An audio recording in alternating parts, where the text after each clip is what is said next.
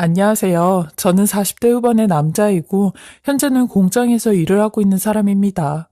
그리고 딸을 하나 둔 아빠이기도 합니다.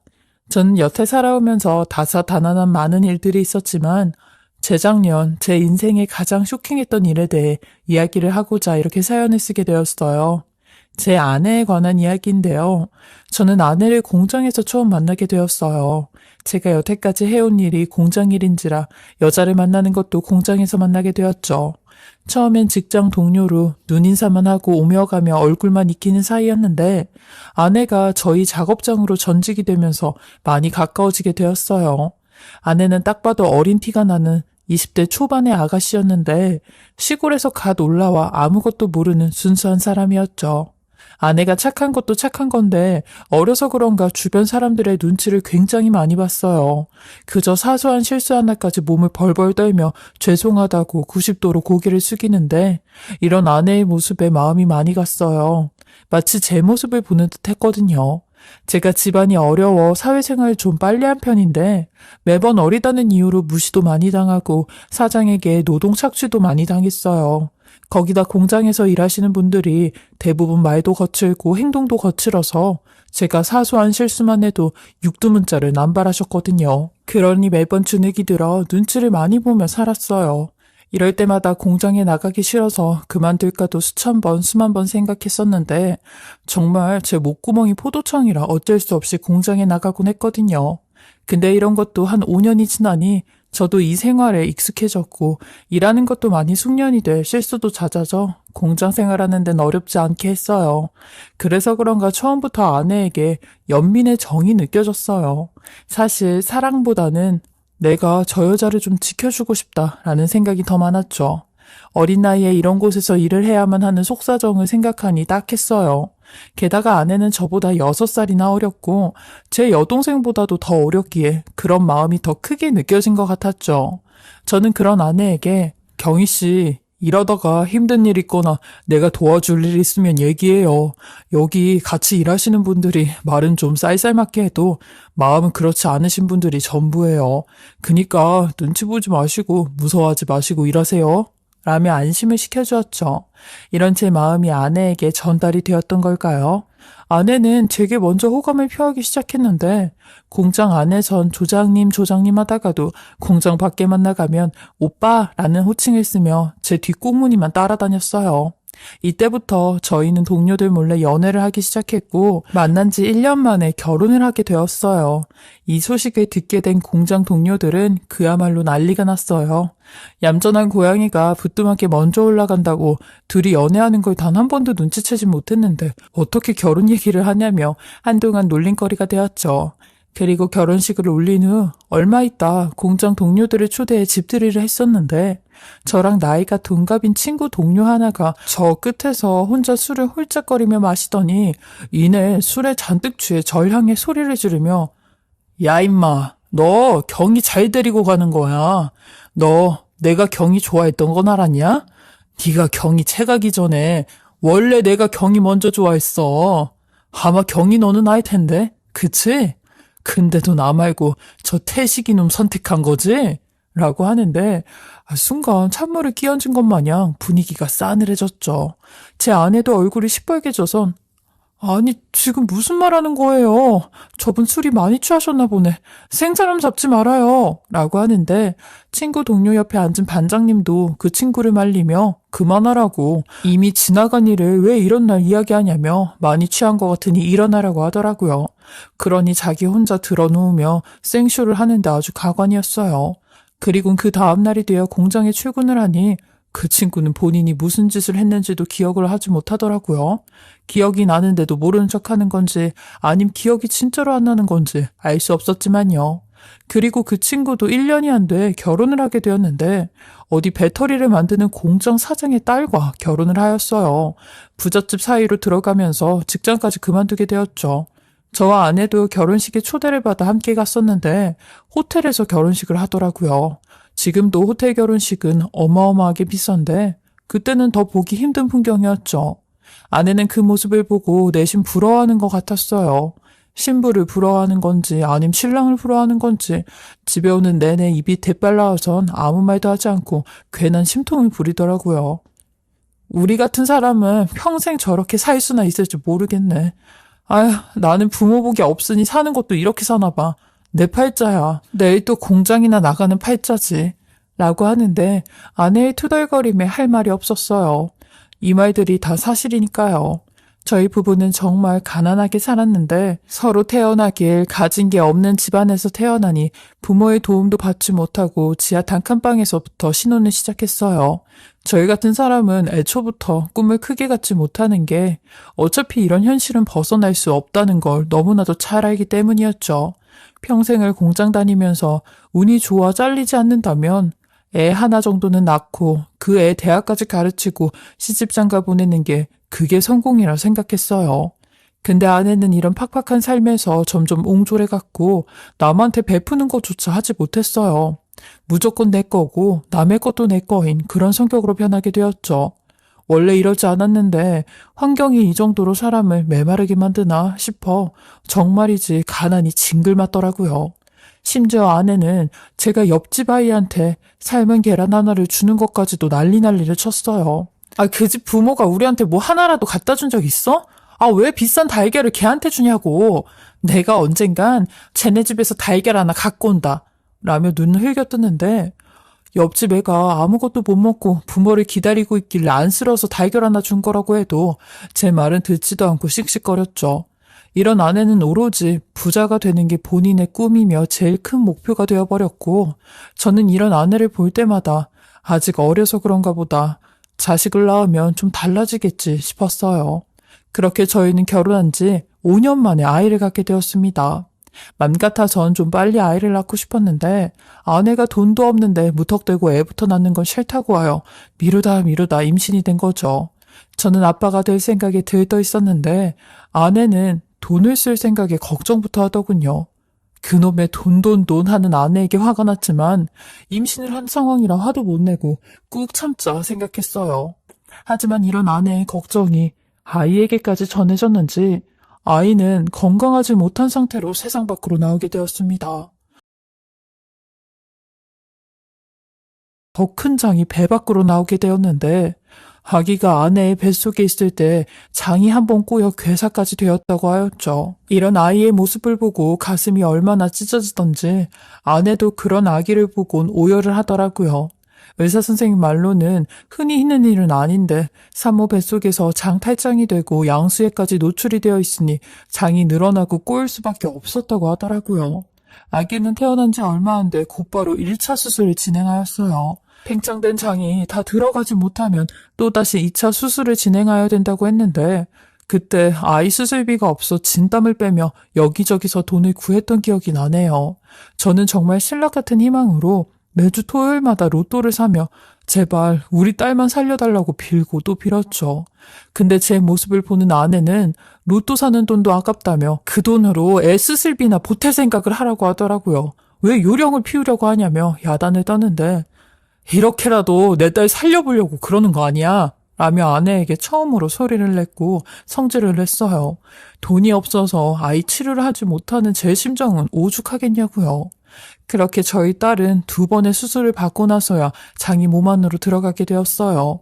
그치만 워낙 몸이 약하게 태어난 딸은 평생 잔병치레를 달고 살았고 한 달에 2번은 응급실에 가며 1년에 한 번은 꼭 입원을 하게 되는 건강하지 못한 시간을 보냈어요.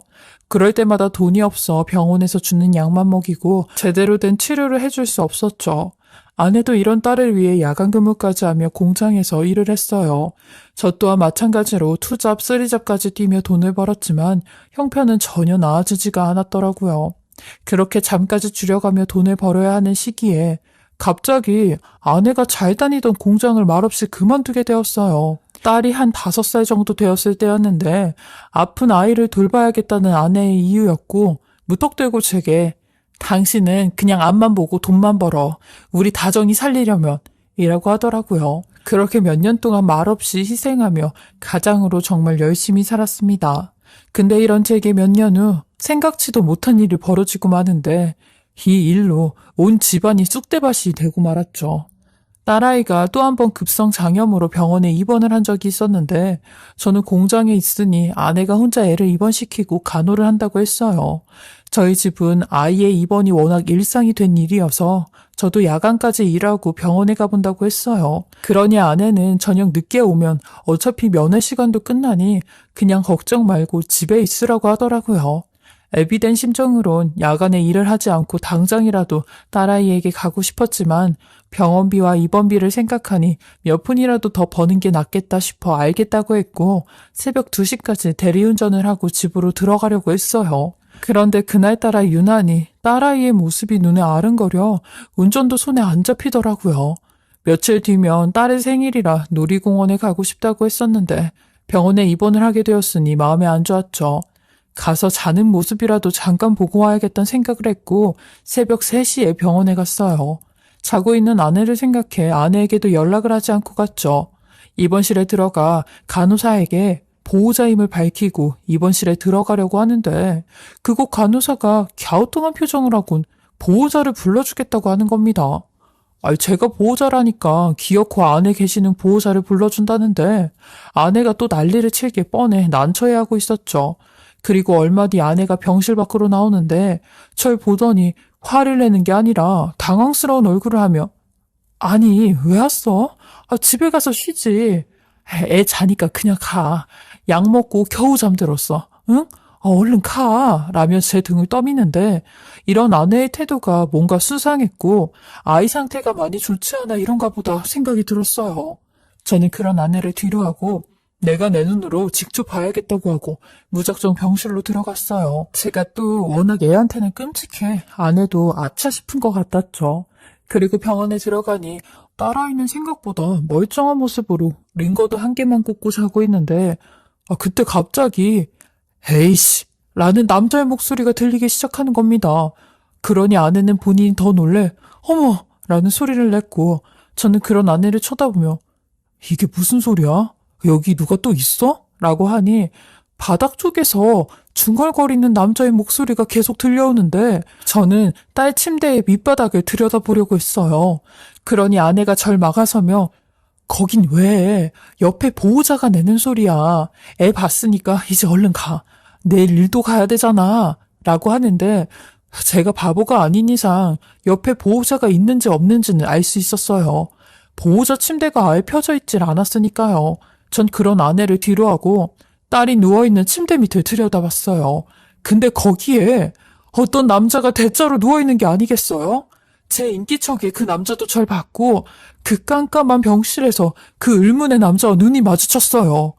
온몸에 소름이 끼쳤고 너무 놀래 큰 소리로 너 누구야? 라고 하니 그 남자가 바닥을 슬슬 기어 밖으로 나오며 제 아내의 이름을 부르기 시작하는 겁니다.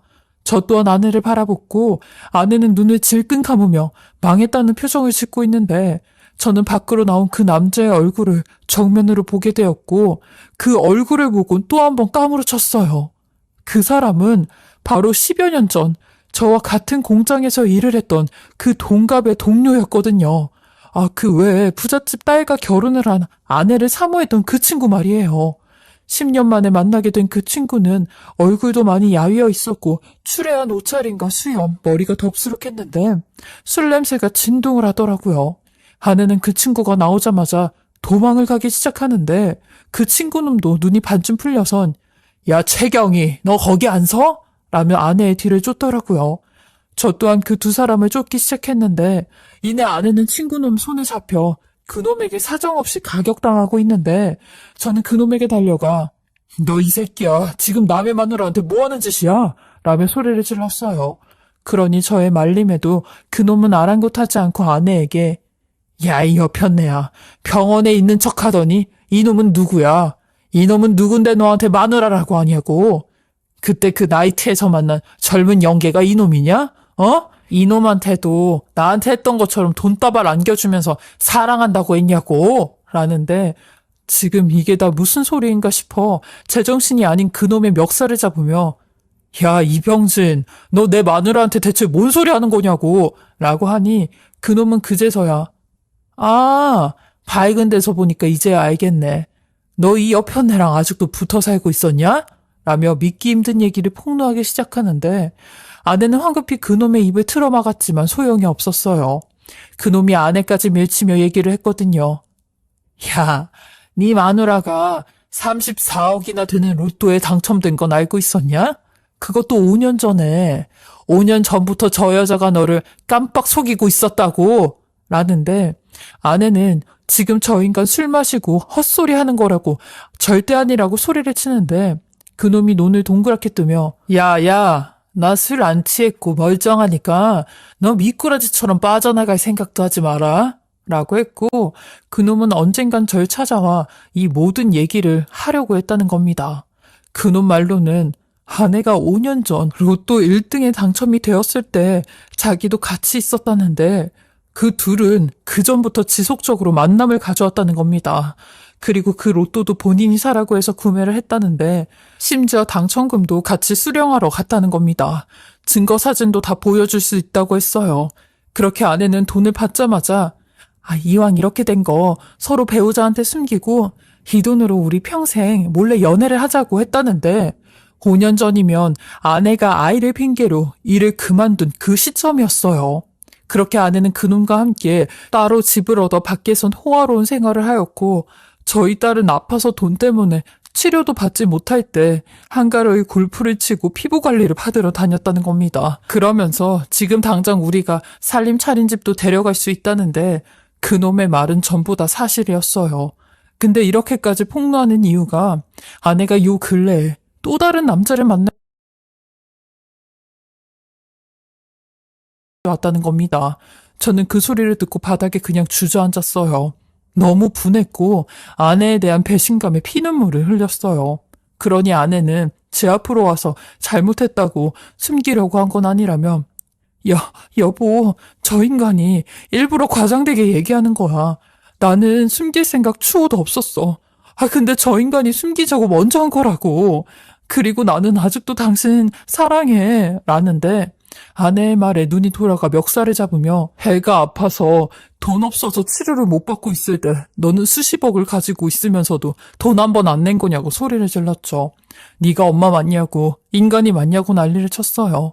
그러니 그 친구놈이 낄낄거리며 야, 이 등신아, 너는 그냥 이 여자한테 보험 같은 남자야. 네 마누라가 나한테 그러더라. 나중에 지가 아프거나 병에 걸리면 지를 간호해줄 사람이 너밖에 없어서 데리고 사는 거라고. 너 여태껏 저 백녀한테 속은 거라고. 라는데 그동안 살아온 세월이 너무나도 허무했습니다. 평생을 같이 산 나한테는 그 사실을 숨기고 상간남한테는 다 말할 정도였다니 나는 대체 저 여자에게 무슨 존재인가 했어요. 당장이라도 그 연놈들 없애버리고 싶은 분노가 머리 끝까지 찼는데 그럴 수도 없었죠. 그러면서도 저랑 살 땐 그렇게 돈돈돈 거린 거 아니냐고요. 그래요. 남편인 나한테 로또 당첨된 걸 숨겼다 치자고요. 그렇다고 해도 아픈 아이 병원비 한 번을 안 내고 딴 놈이랑 저짓거리 하고 다니는 게 말이나 되냐고요. 나는 남편이어도 아이는 지 피가 섞인 지 새끼 아니냐고요. 처음에 아내가 변한 것도 가난한 환경 때문에 욕심이 많아진 건 줄 알았는데 그게 아니라 아내는 원래부터 성격이 저렇게 개쓰레기였던 거였네요. 저는 당장 이혼 소송해서 네가 가지고 있는 그 돈 전부 다 뺏어올 거라고 했어요. 그리고 그 다음날 변호사 사무실에 가서 알아보니 로또 자체는 제가 기여한 바가 없어 재산 분배 대상이 아니라고 하는 겁니다.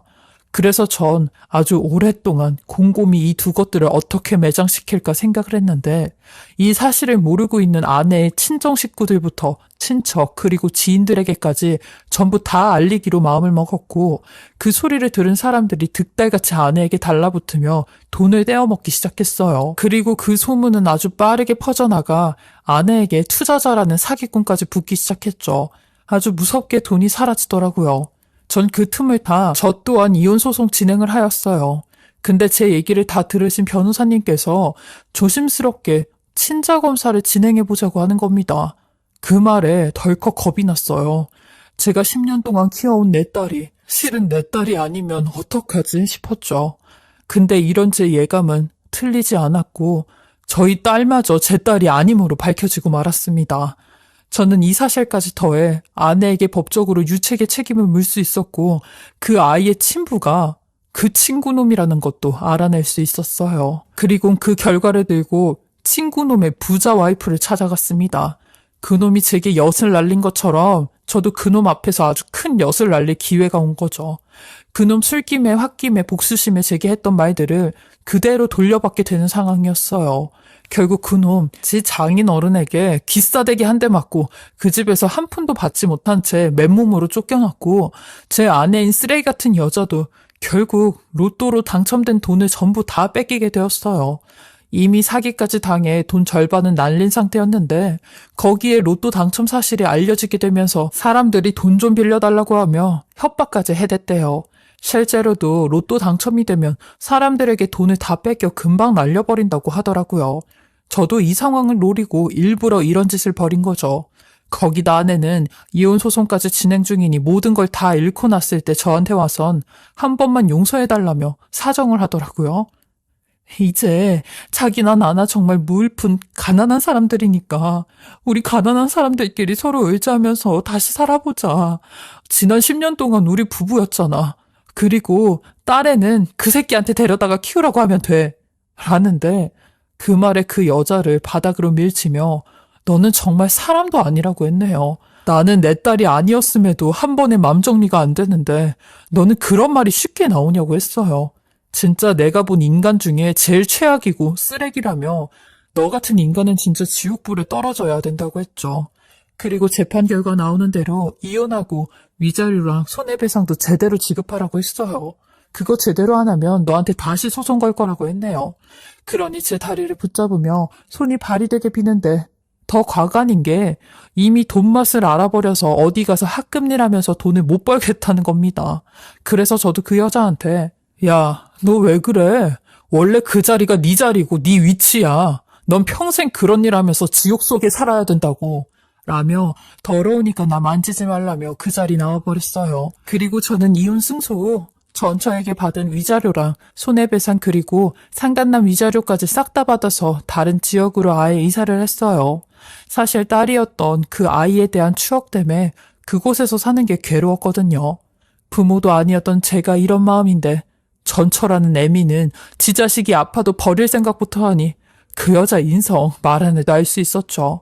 그리고 아는 지인한테 전처 소식을 듣게 되었는데 2년이 지난 지금 전처는 숙박업소에서 숙식 해결하며 청소일 하고 있다고 했어요. 집 하나 구할 돈이 없어 그러고 살고 있는 게 아주 속 시원했습니다. 절 호구 취급하며 이용했던 그 10년을 그 여자도 똑같이 받아봐야죠. 비록 지금은 제 곁에 아무도 없지만 평생 그러고 살 뻔한 거 구사일생으로 빠져나왔다 생각하며 하루하루 성실하고 최선을 다해 살아가려고 해요. 제 긴 이야기 들어주시고 읽어주셔서 감사하고요.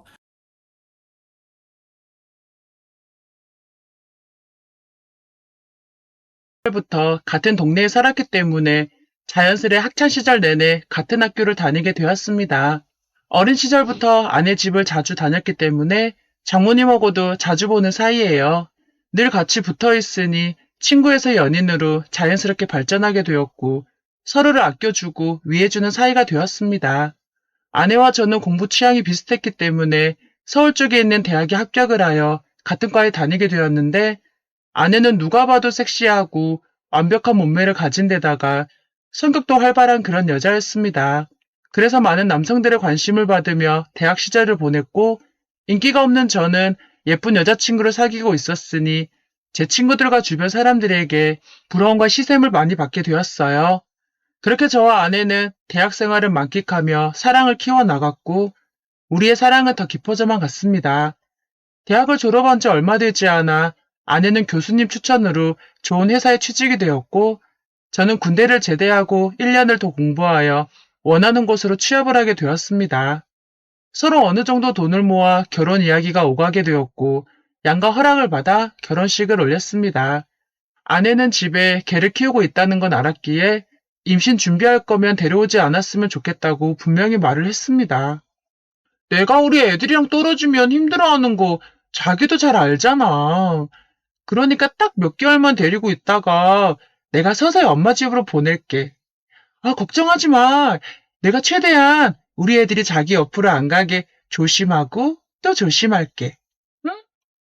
라고 말을 하더군요. 그 말을 믿었기에 몇 개월 동안 꾹 참았습니다.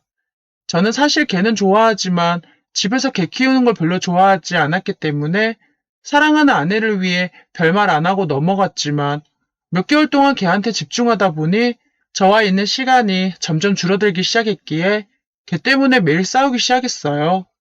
저는 아이 3명을 꼭 낳아 행복한 가정을 꾸리고 싶다고 결혼 전부터 말했었는데 3명은커녕 1명조차 낳을 생각을 안 하더라고요. 걔를 아내가 데리고 자니 그런 관계를 할 시간도 없었을 뿐더러 제가 아이를 빨리 갖자고 아무리 말을 해도 걔를 키우며 살면 되니 천천히 갖자고 말을 하는 겁니다. 그러니 저희들의 싸움은 더 잦아질 수밖에 없었어요. 게다가 벌써 1년이 넘어가는데도 처음에 했던 약속은 지키지 않더군요. 결혼 전에는 그렇게 예쁘고 상냥했던 아내에게 장점밖에 안 보였는데 결혼을 하고 몇 개월 뒤 걔를 친정집에 다시 보내겠다는 약속을 지키지 않으니 더 아내에 대한 신뢰가 떨어지기 시작했습니다. 그래도 평생을 함께할 사람이기에 꾹 참고 밤에 손을 잡을 때면 무슨 벌레라도 보는 듯한 표정으로 저의 요구를 늘 거절하더군요. 그러면서 작은 방에 걔를 안고 자는데 정말 자존심 구겨질 때가 한두 번이 아닙니다. 그럴 거면 걔랑 살지 왜 결혼했는지 모르겠어요. 아내는 걔 2마리가 인생의 전부라면서 그런 관계는 한 달에 2~3번만 하면 된다고 말을 하는데 이런 문제로 아내와 심각하게 싸우게 될 거라고는 생각도 못했습니다. 저에게는 그 문제가 굉장히 중요하고 큰 문제였지만 아내는 대수롭지 않게 생각하고 늘 저를 무시하곤 했습니다. 직장 생활을 같이 했기에 가사 일은 서로 분담을 했고 식사 준비는 아내가, 청소나 그 외 빨래는 제가 다 했어요. 급여도 각자 통장으로 받아 생활비는 필요한 만큼만 똑같이 생활을 했습니다. 저와 아내는 그렇게 하는 게 더 좋겠다고 합의를 봤거든요. 자존심 상한 일이지만 아내의 월급은 저보다 2배 정도 많이 받고 있어요.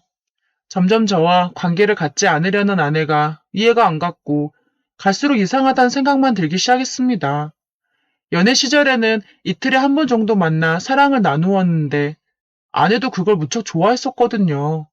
그렇게 서로 간의 관계가 조금씩 금이 가고 있던 어느 날 아내가 잠시 지하 주차장에 간 사이 아내 전화로 벨소리가 울리기 시작했고 핸드폰을 보니 김 차장님이라고 써져 있더라고요. 원래 서로 핸드폰은 잘 안 보고 받지도 않으니 벨이 울려도 신경 쓰지 않고 놔뒀는데 벨소리가 끊기더니 이내 다시 또 전화가 오는 겁니다. 그래서 급한 전화인가 보다 생각해서 아내가 오면 다시 전화 드리겠다고 말을 해야겠다는 생각에 전화를 받았습니다. 말을 꺼내려는 순간 상대방의 목소리가 들려왔고 너무나 다정스럽고 부드러운 목소리였는데 첫 마디가 자기, 왜 이렇게 전화를 늦게 받아? 남편 오늘 늦는다길래 잠깐 들리려고 밖에 나왔어. 지금 가도 돼? 라고 하는 겁니다. 어이가 없어서 욕을 하며 누구냐고 물어보니 전화를 다급히 끊어버리더군요. 저는 아내 핸드폰 속에 있는 모든 내용들을 다 보고 말았고 아내가 지금까지 절 거절했던 그 이유가 아내의 전화기 속에 있는 그 판도라의 상자에 다 들어 있었습니다. 아내 남자친구와 있었던 모든 동영상과 문자 내용을 포함해 수백 가지 있더라고요. 그 남자와 이런 사이니 당연히 저와 자는 것도 거부하고 아이를 갖는 것까지 싫어했다는 생각이 들었습니다. 그냥 보통 사이가 아니고 너무나 깊고 깊은 사이인 걸 깨달았고 그제서야 모든 궁금증이 풀리기 시작했으며 아내의 배신에 정말 기가 막혔습니다. 저는 아내를 지금까지 진심으로 사랑했고 아내도 저를 사랑하고 있다고 생각을 했었거든요. 제가 걔를 집에서 키우는 걸 싫어해서 빨리 친정집에 보내라고는 했지만 몇 개월만 데리고 있겠다는 약속을 1년이 넘게 지켜지지 않았어도 사랑하기 때문에 꾹 참고 왔었는데 정말 바보 같은 짓이었어요. 그렇기 때문에 그 충격은 쉽게 가시질 않았고 아내 회사는 재택근무를 많이 하는 회사인데다가 출근을 해도 오후 4시면 퇴근하는 회사인데 이상하게 아내는 집에 늦게 들어오는 횟수가 많아지는 게 생각이 났습니다. 그 사이 아내는 자기 남자친구와 불륜 관계를 유지하고 있었던 거죠. 집으로 들어온 아내에게 누구냐고 따지듯이 물어보니 아내는 당황해하면서 모른다고 발뺌하더라고요. 사진이랑 영상들을 보여주니 그제서야 아내는 사실 자기가 군대 가 있을 때 회사 직장 상사였는데 남자친구 있다고 말했는데도 자꾸 들이대더라고. 직장에서 인기 있는 남자였는데 다른 여자들은 다 피하면서 나한테만 대시하길래 나도 모르게 넘어가고 말았어. 힘들었을 때 기댈 수 있었던 사람이라 쉽게 밀쳐내기가 힘들어서 나도 모르게 그만. 미안해. 라고 말을 하는데 정말 어이가 없었습니다. 며칠 동안 친정에 걔 데리고 가 있으라고 말을 하고 진지하게 많은 시간을 생각해 보았습니다. 저는 그래도 아직까지 아내를 사랑하기 때문에 그냥 넘어가기로 힘든 판단을 내렸습니다. 걔는 친정에 놔두고 몸만 오라고 했더니 처음엔 절 설득시키려고 하길래 내가 도대체 언제까지 봐줘야 하냐? 어? 그렇게 봐주다가 이 사단이 벌어진 거 몰라서 지금 그래? 그럴 거면 걔랑 같이 거기 살고 우리 관계 다시 생각해보자. 라고 말을 했더니 아내는 미안하다며 다시 집으로 돌아왔습니다. 그렇게 폭풍 전야가 끝난 어느 날 아내는 친구들과 여행을 간다며 3박 4일 동안 다녀오겠다고 하더라고요. 저는 정말 친구들이랑 가는 줄로만 알았고 우연히 몇 달 뒤 같이 갔다던 친구들과 밥을 먹게 되었고 그 자리에서 놀러간 이야기를 꺼냈더니 처음 듣는 이야기라고 하는 겁니다. 그중 친구 한 명이 네? 무슨 여행이요? 아, 그거 원래 가려고 했는데 우리 신랑이 여자들끼리 그렇게 오랫동안 놀러 가는 거 위험하다고 하도 반대해서 못 갔었어요. 그래서 무산됐어요. 어?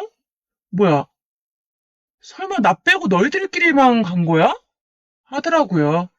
알고 보니 그 친구들과 가기로 한 여행은 무산이 되어 가지 않았고 그 직장 상사와 여행을 간 거였습니다. 전 화가 머리끝까지 났고 아무 말도 안 한 채 집으로 돌아왔습니다. 저는 제가 직접 그 남자가 어떤 남자인지 보고 싶었고 뒷조사해주는 업체에게 아내의 불륜 현장을 잡아달라고 의뢰를 했습니다. 3일 후 업체로부터 사진이 포함된 메일이 왔고 메일을 열어보니 수십 장의 사진들이 있었는데 사진들 중에는 호텔로 들어가는 모습, 둘이 껴안고 키스하는 모습 등등 엄청나게 많은 불륜의 현장들이 있는 겁니다.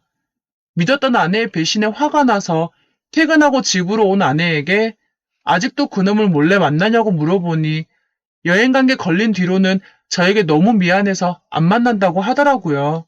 그 말이 끝나자마자 저는 아내에게 그 사진들을 던져버렸고 아이씨, 안 만난다고?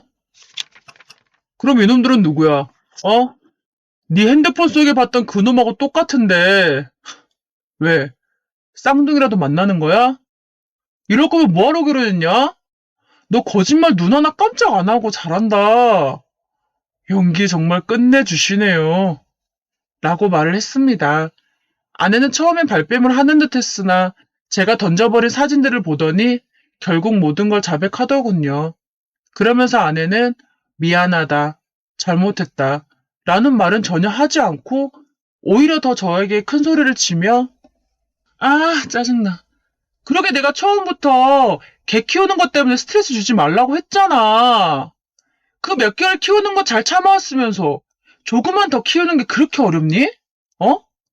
이제부터 안 만나면 될 거 아니야. 별것도 아닌 거 가지고 퇴근하고 온 사람한테 이렇게 스트레스를 주냐?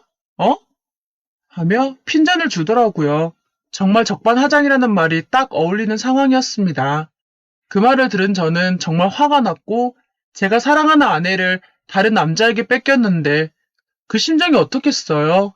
정말 마음이 아팠습니다. 저는 세상의 모든 것들이 싫어지기 시작했고 밥맛도 없고 회사 생활도 별 의미가 없는 데다가 삶의 의욕마저 점점 떨어지기 시작했습니다. 아내는 그때부터 집에서는 걔하고만 놀고 저하고는 대화는 일치 안 하고 식사 준비를 포함한 집안일은 절대 안 하더라고요. 그래서 저는 별 수 없이 혼자 이혼을 결심했고 아내에게 더 이상 못 살겠다고 이혼하자고 했더니 뜻밖에도 아내는 이혼은 절대 안 한다고 못 해준다고 하는 겁니다. 유책 배우자인데 이혼을 안 하겠다는 이유를 도무지 알 수가 없었어요. 아무리 이혼 이야기를 꺼내도 듣지를 않으니 저희는 한 집에 살긴 했지만 늘 냉랭한 기운이 맴돌았고 그냥 남남이었습니다. 아무런 대화도 나누지 않았기에 도저히 같이 있을 수가 없어서 짐을 싸서 집을 나와 조그마한 아파트에서 살기 시작했습니다. 사실 장모님과 장인어른, 그리고 아내의 큰언니와 큰오빠도 전부 이혼을 했다고 들었어요. 그래서 어른들이 결혼을 할 때 집안을 보라고 하는 이유가 다 있다는 걸 늦게나마 깨닫게 되었습니다. 그러던 어느 날 아내와 저의 소식을 알게 된 장모님께서 술 한 잔 사줄 테니 할 이야기가 있다며 나오라고 하시더군요. 그렇게 술집에서 만난 장모님은 김서방, 나도 그렇고 우리 애들이 전부 이혼했잖아. 그래서 우리 막내딸만은 이혼 안 했으면 좋겠어. 내가 우리 딸을 이렇게 잘못 키워서 정말 미안하네. 그간 계속 용서해줬지만 이번 마지막 한 번만 우리 딸을 용서해주면 안 되겠나? 하더라고요. 평소에도 장모님을 장모로서 좋아했기 때문에 장모님만 생각하면 이혼하고 싶지 않았어요. 그렇게 힘들어하는 장모님을 보니 저도 모르게 다시 흔들리고 말았고 장모님께 앞으로 아내와 이야기를 잘해서 결혼 생활 유지할 테니 너무 걱정하지 마시라고 말씀을 드렸습니다. 장모님은 그렇게 말해줘서 너무 고맙다며 술을 주거니 받거니 마시기 시작했고 그렇게 마시니 어느덧 약간의 취기가 올라오기 시작했습니다. 저는 장모님에게 아, 장모님, 아내가 바람기도 많은데다가 남자를 너무 밝혀요. 라고 하소연을 하니 장모님은 뜻밖에도 딸이 그런 건 본인을 닮아서라고 하시더라고요.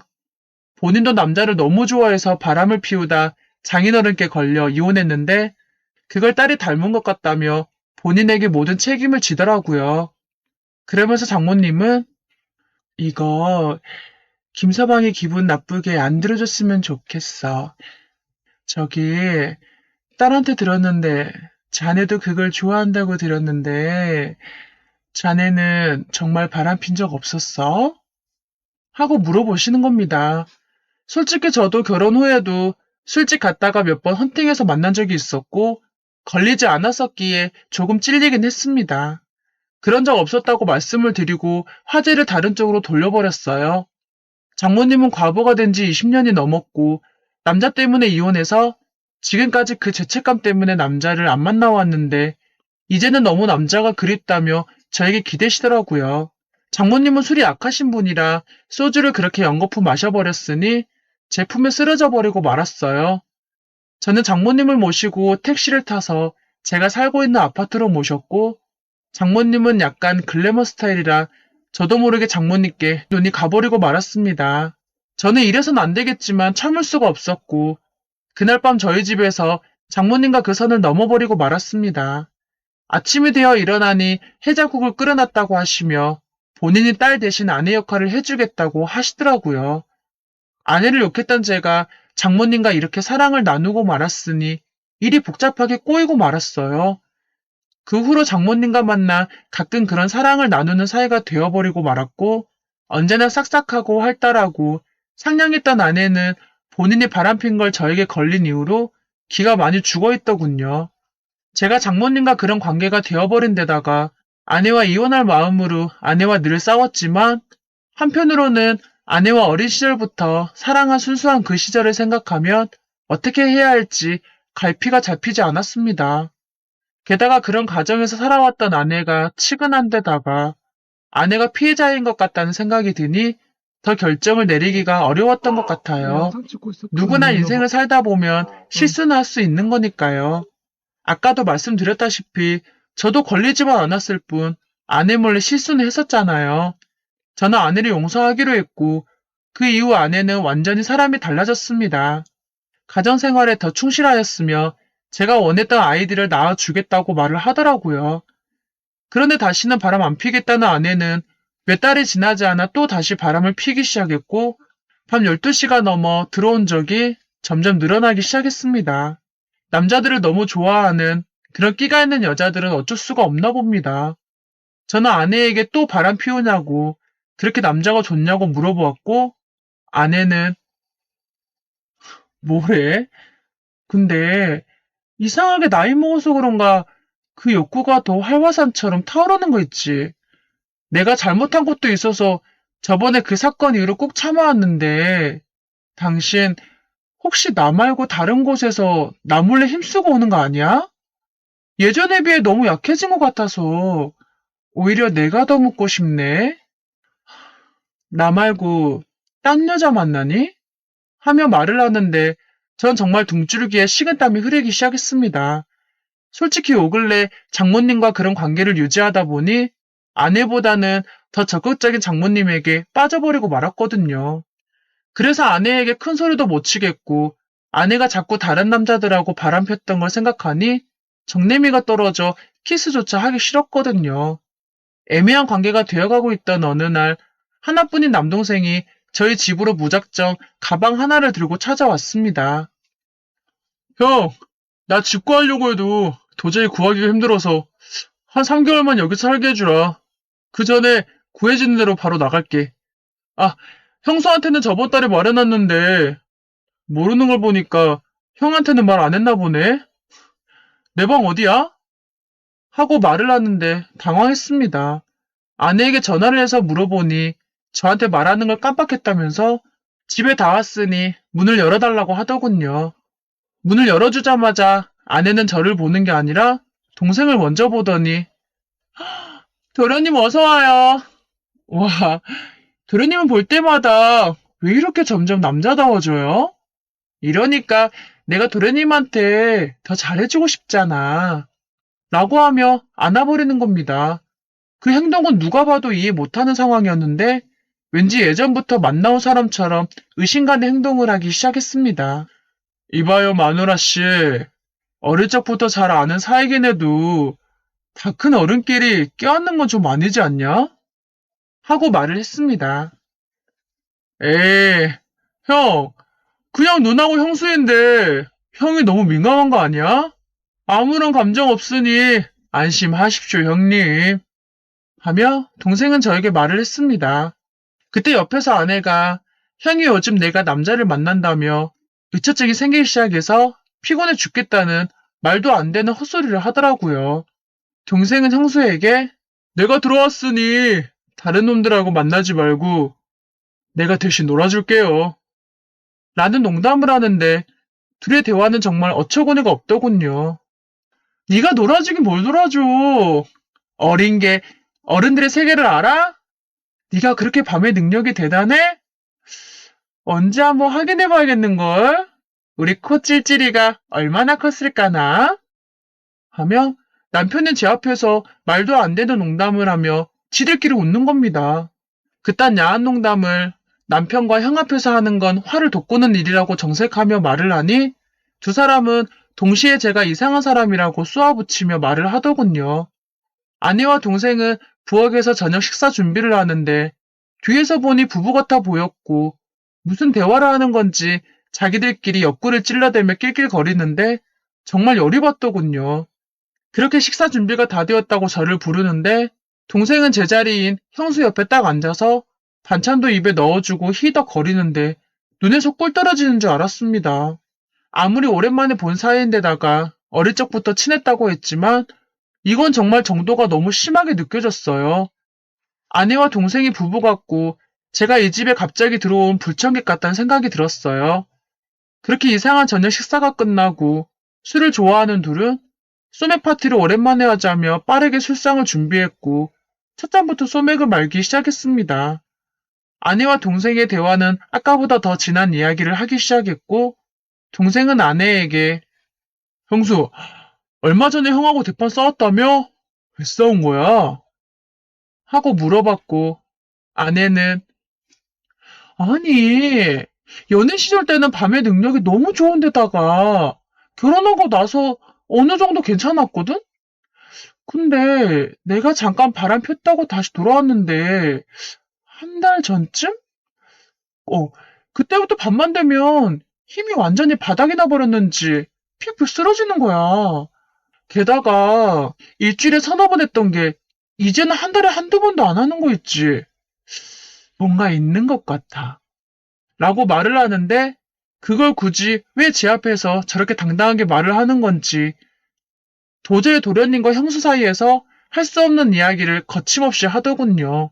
그러면서 동생은 어? 형 힘 좋을 텐데? 왜 힘 안 쓰고 아끼는 거지? 하며 저를 쳐다보는 겁니다. 저는 그 상황을 넘기고 싶어서 이상한 헛소리 그만 짓거리고 술이나 마시자고 말을 하였고, 그렇게 마시다 보니 술에 약한 저는 금방 취해버리고 말았습니다. 밤 12시가 되어 도저히 버티기가 힘들어 방에 들어가 잠을 청했고, 새벽 3시가 조금 안 될 시간에 소변이 마려워 깼습니다.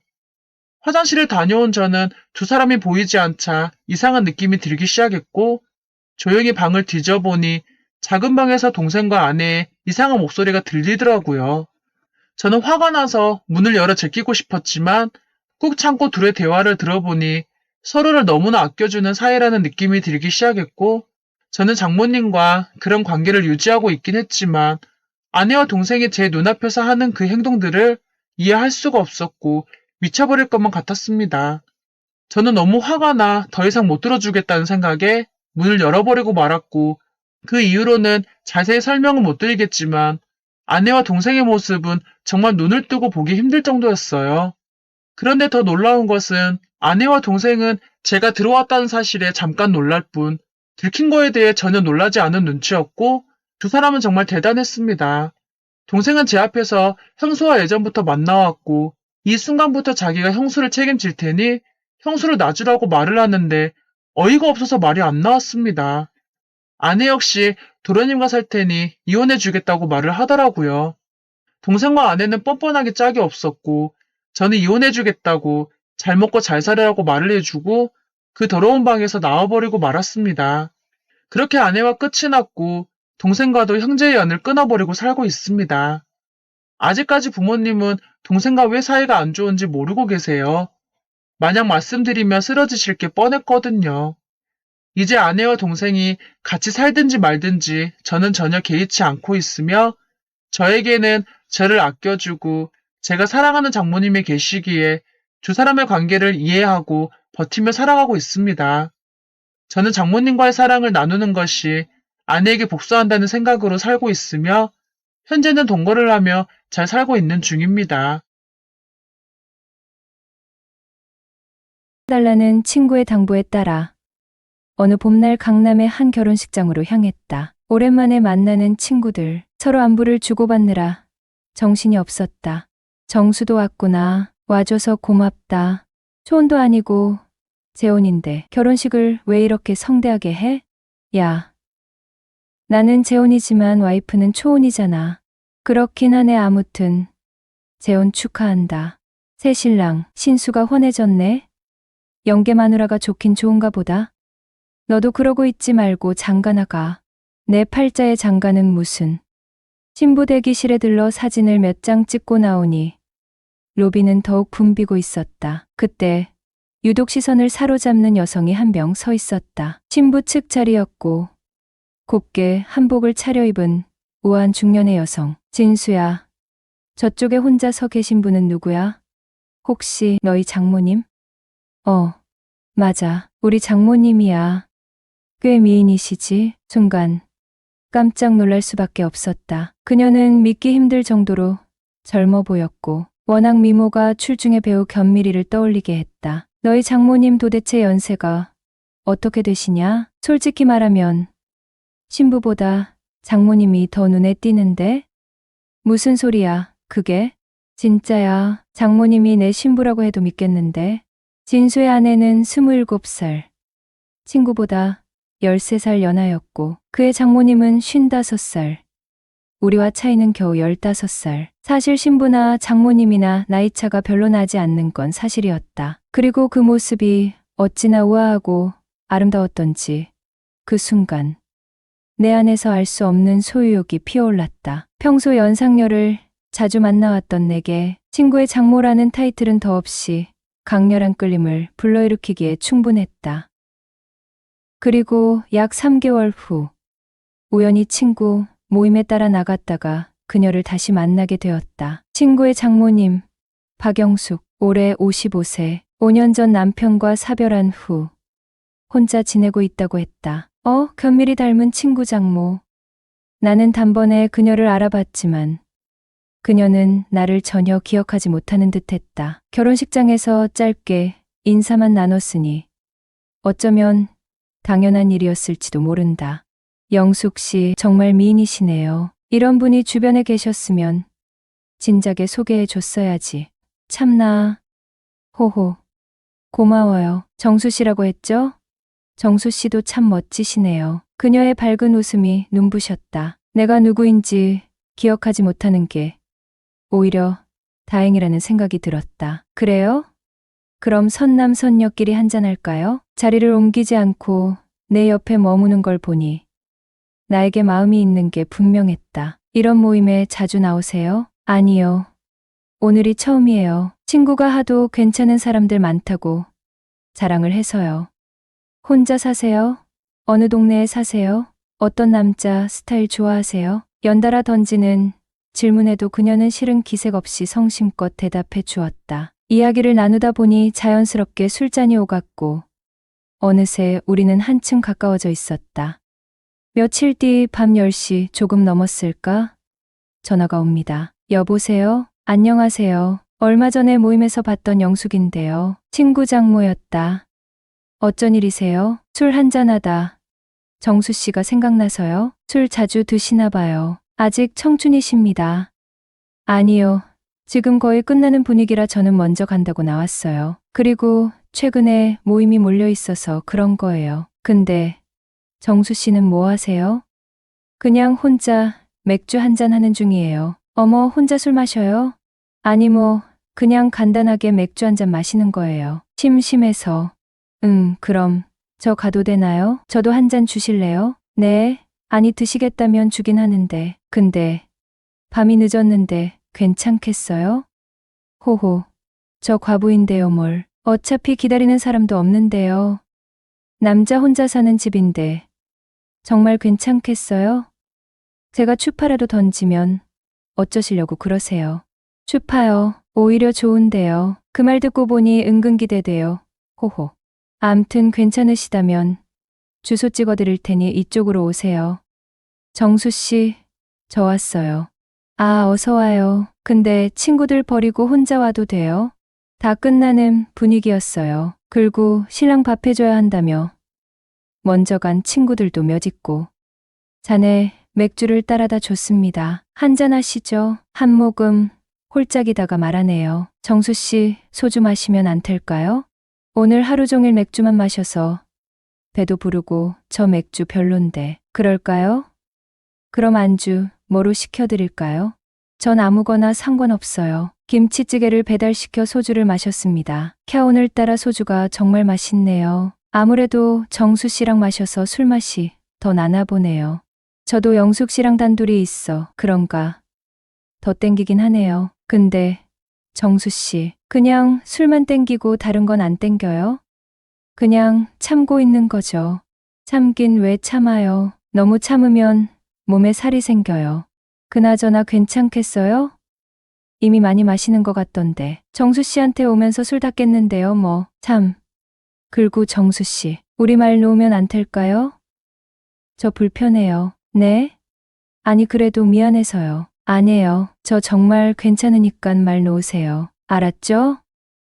응, 그래 그럴게. 계속 주거니 받거니 어느새 두 번째 소주병이 바닥을 보입니다. 절 뚫어져라 바라보는 영숙이 이미 눈이 풀렸더군요. 화장실 간다고 일어서는데 이리 비틀 저리 비틀 환장하겠대요. 뻔하잖아요. 밤늦게 찾아와 술 취해서 정신을 못 차린다는 건 집주인 맘대로 하란 소리잖아요. 더군다나 20대 청춘도 아니고 나이가 산전수전 공중전까지 거친 50대인데 말이죠. 더군다나 그녀가 먼저 땡기면 참지 마라. 추파는 얼마든지 던져도 상관없다 하였잖아요. 그래서 기회만 엿보고 있었죠. 이제 얼마 남지 않았구나. 친구의 장모를 내 여자로 만들기까지. 저는 취기가 돌아서 그만 마시려고 생각했습니다. 한참 후에 화장실을 다녀온 영숙이 딱 한 병만 더 마시자고 하네요. 그러더니 자기가 냉장고에서 소주 한 병을 꺼내옵니다. 그리곤 자연스럽게 제 옆자리에 앉더군요. 정수 씨, 괜찮죠? 응. 괜찮고 말고 한 잔 따라봐. 13살이나 연상녀에게 마치 하대하듯 배 찰싹 달라붙어 팔짱까지 끼고 술을 마시기 시작합니다. 이런 분위기에 남녀가 사단이 안 난다는 게 이상할 뿐이었죠. 안녕하세요. 올해 40이 된 노총각입니다. 월 400 정도를 버는 흔한 직장인이죠. 회사에서 5분 거리의 한적한 곳에 이치한 25평짜리 아파트를 임대해 생활하고 있죠. 32살 때 만나 5년을 사귄 여자친구와 결혼 직전까지 갔다가 결국 파혼한 게 아직까지 미혼으로 남아있는 가장 큰 이유입니다. 그 이후 서너 번 소개팅도 나가보고 짧은 연애도 해봤지만 현실의 벽에 부딪힐 수밖에 없었죠. 대부분의 여성분들이 가장 먼저 묻는 질문이 이렇더군요. 연봉은 얼마세요? 결혼하면 신혼집으로 몇 평짜리 아파트에서 살 거예요? 내가 어떤 사람인지보다는 내 주변 환경과 조건을 따지는 모습에 씁쓸함을 느꼈습니다. 맞아요. 저는 흙수저입니다.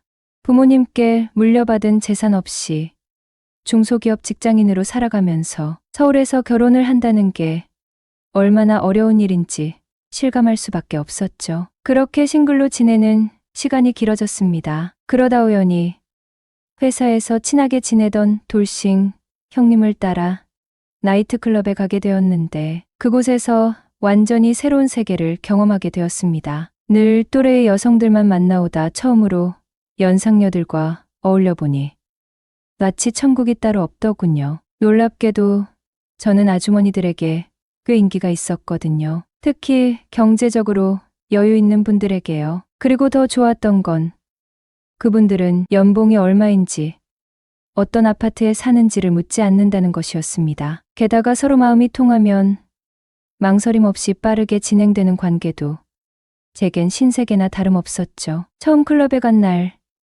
나는 나보다 7살 연상인 47세 돌싱녀를 만났다. 내 생각의 한계를 뛰어넘는 강렬한 경험을 하고 나니 자연스레 그 세계에 빠져들게 되었다. 그렇게 주말이면 어김없이 클럽을 찾아다니며 마치 굶주린 하이에나가 먹잇감을 찾듯 새로운 만남을 기대했다. 그러던 어느 날 친하게 지내던 돌싱 형님에게서 전화가 걸려왔다. 야, 시간 되면 이리로 좀 올래? 어디로요? 내가 총무로 있는 모임인데 나오기로 한 남자들이 3명이나 갑자기 못 나오게 돼서 내가 자리 좀 채워주면 좋겠어.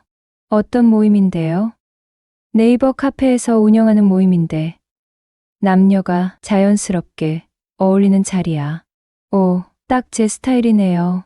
그래서 제일 먼저 내 생각이 나더라고. 형님의 말에 이끌려 약속 장소로 향했다. 식당 하나를 통째로 빌려 진행되는 모임이었고 50대 전후로 보이는 사람들이 약 40명 정도 자유롭게 어울리고 있었다. 그런데 유독 시선을 끄는 한 여성이 있었다. 40대 후반쯤 되어 보이는 그녀는 단아하면서도 우아한 분위기를 풍겼다. 어디서 많이 본 얼굴 같다는 생각이 스쳤고 순간 기억이 번쩍 났다. 올봄 친구 결혼식에서 봤던 친구의 장모님이었다. 놀라움과 호기심이 뒤섞인 채 나는 그녀 주변을 맴돌며 자연스럽게 눈에 띄려 했었다. 몇 번 눈이 마주쳤고 그녀는 그때마다 살짝 미소를 지어 보였다. 점점 묘한 분위기가 흐르는 듯했다. 더 이상 망설일 필요가 없었다. 나는 다가가 자연스럽게 인사를 건넸다. 안녕하세요. 김정수라고 합니다.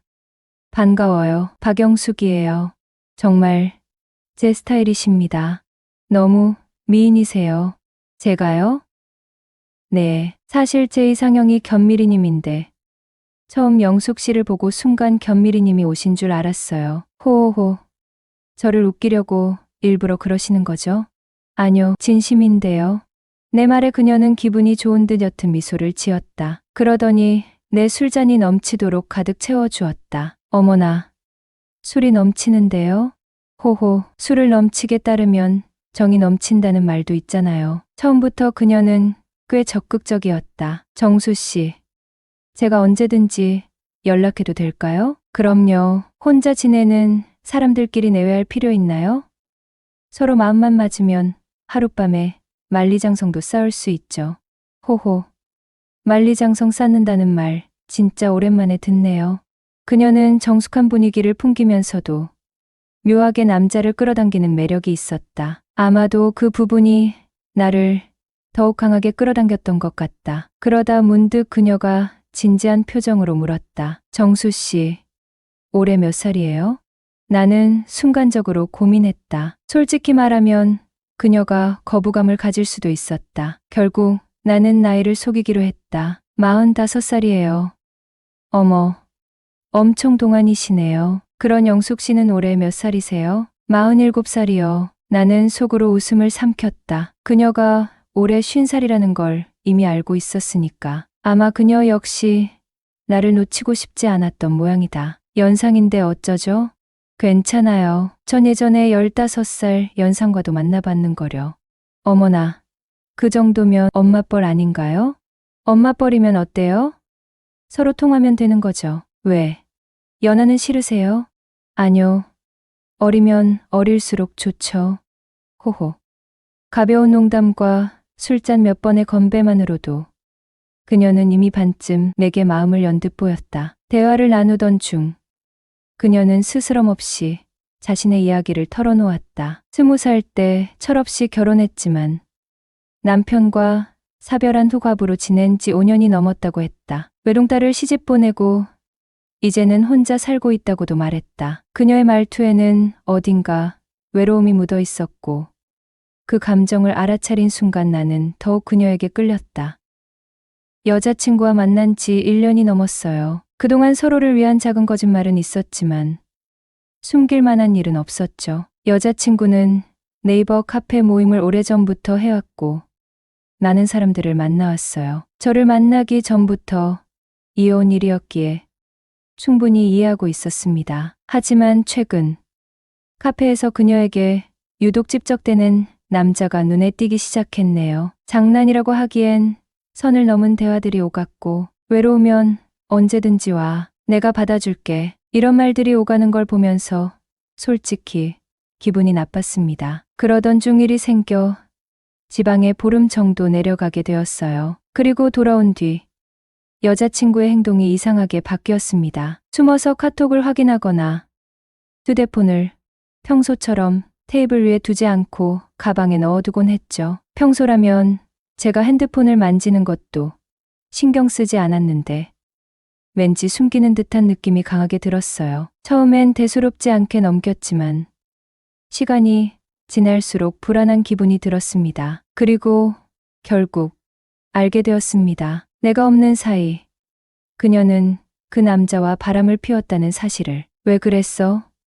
조용히 물었습니다. 그녀는 힘겹게 입을 열었어요. 얼마 전 결혼 사진에서 절 봤다고요. 그동안 자기를 속여왔단 사실에 화가 났었다고요. 내가 사위 친구라는 사실이 더 이상 우리가 나아갈 수 없을 거라고 생각했어. 속이고 만났다는 게 화도 났고 그동안 우리의 어정쩡한 관계 때문에 심란해 그 남자를 만났다가 바람을 피웠다는 겁니다. 순간 나도 솔직해지기로 마음먹었습니다. 사실 난 처음부터 알고 있었어. 하지만 망설일 이유가 없었어. 왜냐하면 영숙이랑 가까워지고 싶었으니까. 널 놓치고 싶지 않았으니까. 그리고 그녀의 손을 잡고 말했어요. 그러니 이제 모든 걸 털어놓고 당당하게 만나자. 난 여전히 너를 사랑해. 그렇게 1년간의 비밀 연애를 끝내고 우리는 공식적으로 연인이 되었습니다. 사랑은 완벽해서가 아니라 솔직해질 때 비로소 더 깊어진다.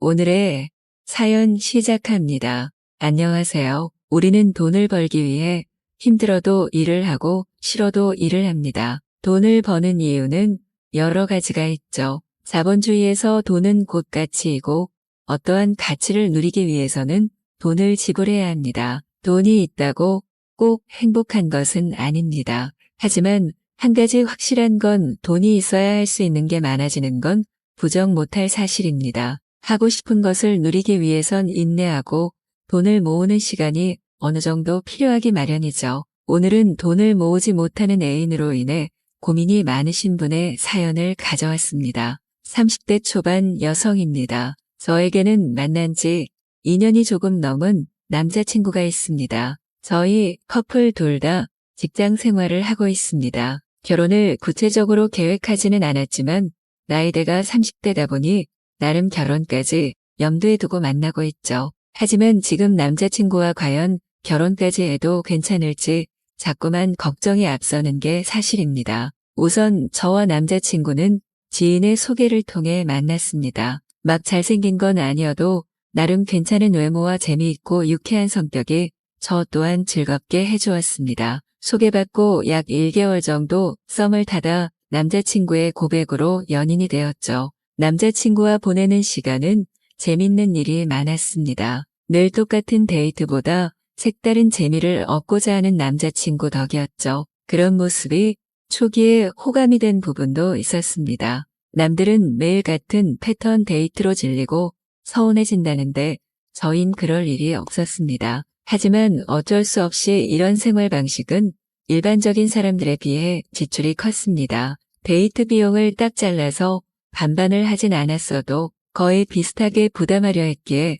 저에겐 날이 갈수록 부담이었습니다. 그렇게 한참 연애를 하면서 날이 갈수록 카드값이 늘어만 갔고 점차 월급으로 카드값을 내면 남는 게 없는 수준이 되어갔습니다. 그러면 또 현금이 부족해 신용카드를 쓰고 또 카드값은 많이 나오는 악순환이었습니다. 그래서 하루는 이런 소비 패턴을 정말 고쳐야겠다 싶더라고요. 남자친구에게 조심스럽게 얘기했습니다. 솔직히 예전보다 돈을 못 모으고 있다고 우리의 소비를 조금 줄일 필요성을 느낀다고 말이죠. 남자친구는 별 대수롭지 않은 반응이더라고요. 금전적인 문제가 있는 거냐며 물으면서요. 그래서 저는 버는 족족 다 써버리는 기분이고 슬슬 결혼이나 내 집 마련도 염두에 둬야 하는 나이인데 걱정된다 했습니다. 그러자 남자친구는 일단 알겠다며 지출을 조금씩 줄여나가는 방향으로 가보자고 하더라고요.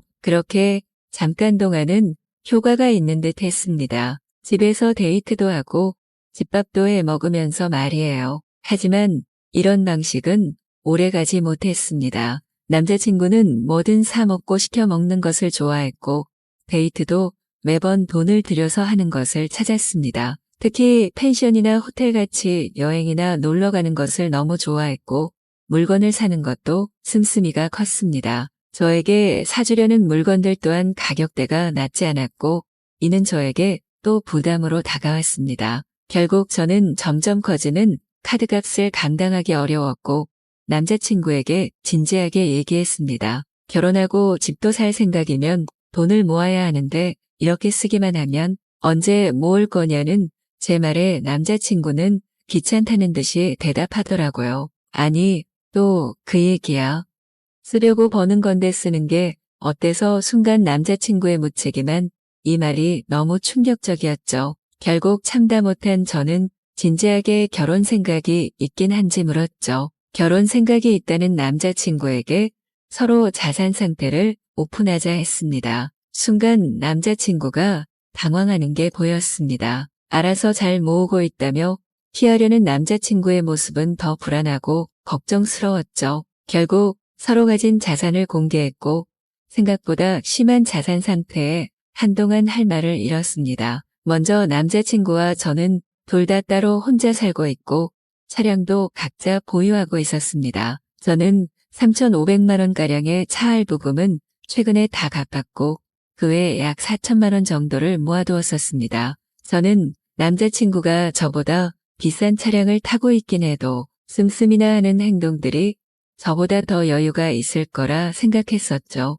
하지만 그 생각은 많이 빗나갔더라고요. 남자친구의 자산 상태는 마이너스였습니다. 차량 할부금은 아직도 2천만 원 이상이 남아 있었고 부족한 보증금을 위해 받았었다는 신용대출도 남아 있었습니다. 보증금을 돌려받는다고 치더라도 빚만 3천만 원이 넘었고 그가 보유한 현금은 200만 원 남짓이 전부였습니다. 남자친구는 나름 빚이나 차 할부를 갚은 것도 내 재산 아니냐는 논리를 펼쳤습니다. 당장 결혼이나 집을 마련하는데 보탬이 하나도 되지 않고 빚으로 산 게 무슨 재산이냐며 화를 냈습니다. 저는 어떻게 이런 상태로 지금과 같은 사치를 부릴 수 있었는지 이해가 안 되었죠. 영원도 아닌 마이너스라니요. 더군다나 이래 놓고 결혼을 얘기하고 집을 얘기하던 남자친구가 너무나도 어이가 없었습니다. 그래도 최대한 노력해서 갚고 모으면 해결할 수 있는 수준이었기에 정신 차리라고